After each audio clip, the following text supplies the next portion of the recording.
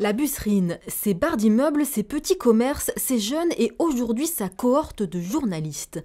Un règlement de compte n'est pas au cœur de cette frénésie médiatique. C'est ici, dans ce quartier sensible et populaire de Marseille, qu'Alain Juppé a fait escale, un souffle d'espoir pour certains.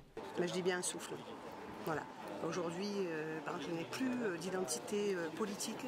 J'allais dire, on ne peut plus dire je suis à droite, je suis à gauche, je suis au centre. On ne se reconnaît plus dans tout ce que font nos politiciens au niveau du gouvernement. Donc un souffle d'espoir et M. Juppé, why not? Le candidat à la primaire de la droite et du centre a pris son temps, le temps d'écouter les préoccupations des habitants et des acteurs sociaux. Au centre du dialogue, l'emploi. Une des raisons du mal-être dans ces quartiers, c'est un taux de chômage insupportable. C'est le travail qui permet de s'installer dans la société, d'avoir un logement, de fonder une famille, etc. Donc pour moi, c'est le défi numéro un. Il faut qu'on sorte de ce chômage de masse, et en particulier de ce chômage de masse des jeunes. Une solution pour désenclaver les cités et renforcer le lien social.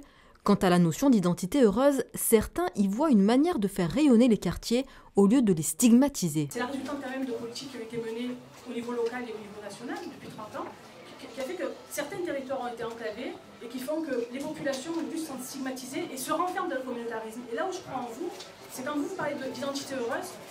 La France, on n'est pas tous pareils.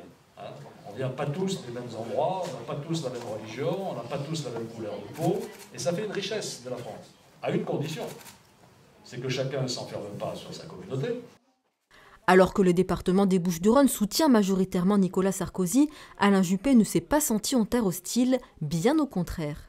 On a eu un échange vraiment très direct, très franc. Chacun a dit ce qu'il avait un peu sur le cœur et en même temps très positif et très constructif. Parce qu'au-delà des difficultés que nous connaissons tous ici, des problèmes de sécurité, des problèmes d'emploi, il y a aussi cette volonté de travailler ensemble, cette volonté de coopération, de vie associative, de participation des citoyens pour améliorer la vie quotidienne du quartier. Ça, c'est un message pour moi d'espérance. Alain Juppé reste le grand favori des sondages, mais déjà, à la Busserine, on pouvait entendre « Monsieur le Président ».